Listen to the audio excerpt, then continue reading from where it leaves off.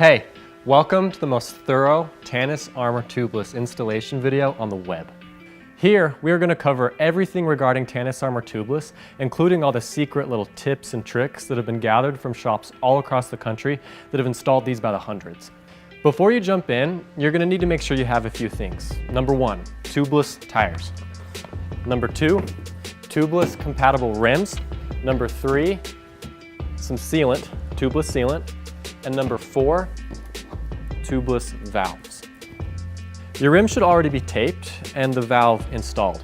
Not sure how to do this? There are tons of videos on the web. Just go check some of those out. Let's dive right in. Step 1, start by putting the first bead of the tire over the rim. Make sure that the tape doesn't come up when you put it over. Step 2, put the first bead of armor over the rim and make sure to line up the valve cutouts with the valve. Try and put the second bead of the armor over the rim too. If it won't stay in, not a big deal. Now this is where a fancy tip may help some of you. With brand new tires and brand new inserts, when installed you may find that the insert doesn't sit straight in the tire and can cause a wobble. To fix this, before putting the armor into your tire, put a few drops of dish soap on 2 places. First, the portions of the insert that touches the tire, the bead and the bend in the wing, and 2, the inside of your rim bead. Then, using your finger, spread out the dish soap evenly across all of those surfaces. This allows your bead to seat without the insert getting twisted within the tire. Step 3, work the second bead of the tire over the rim. Use your thumbs to get the first few inches of the tire to stay in the rim. Once the first few inches are in, the bead should stay in while you work the rest of the bead around. Work the bead the rest of the way around the rim by pushing in the insert, then the tire, repeating until you get to the part where you have just a bit of tire left to get over, probably 5 or 6 inches. If you don't have a valve core remover, this would be the time to pour your sealant into the opening of the tire. The other option would be to wait until the end and push the sealant into the tire via the valve hole. Just don't forget to remove your valve before pushing the sealant in. If you're having a hard time getting the last part of the tire over the rim, here's the best explanation that we can give via video to help. 1. Go back around the tire and push the tire into the center channel of the rim on both sides of the tire. Do you see that little line on the side of the tire? That's the bead marker. I try and always get that line to disappear behind the rim. 2.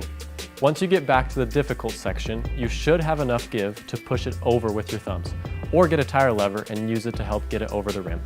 3. If it's a tough bugger, then go grab your second tire lever. Go to the outside edge of the portion of the bead that isn't in and push it over the lip of the rim and hold it there.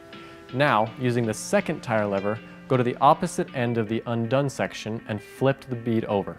While holding lever 1 in place, gently take lever 2 out. Go to what is now the new end of the undone portion and lift the bead over. Repeat the lever 2 process while holding lever 1 in place.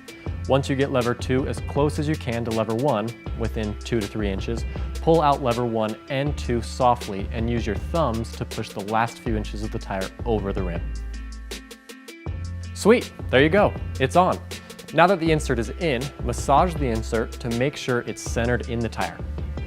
If you didn't put sealant in earlier, remove your valve core and put the sealant into the tire through the valve core. Lastly, pump your tire up. The ability to use a home pump is a feature that only tubeless armor can claim because the armor pushes the bead of the tire out, which helps you seat the tubeless system, so chances are you won't even need a compressor. Most of the time, a normal pump will do just fine. Pro tip, the faster you pump, the quicker the bead will seat. The bead is fully seated when the bead indicator line is equal the entire way around the tire. If you're having a hard time getting the bead to seat, check your tape to make sure it doesn't leak, and then use a bit of window cleaner on the portion of the bead that won't seat. Continue to add pressure until the bead seats, but we don't recommend going above 40 psi or so. Once it's set, give the tire a couple bounces, shake it, spin it, and move it so that the sealant is evenly dispersed within the tire. You should hear no air leaks and see no bubbling of sealant anywhere. If you do hear or see these, shake the tire to see if the sealant will plug up those holes. If it doesn't, go check over everything again. If you can't figure it out, it may be worth taking it to a bike shop as there could be something else going on that we can't see. This is it. If you have any extra tips, go ahead and drop them in the comments below. Now thanks for watching and hopefully this was super helpful. And don't forget, ride more and worry less.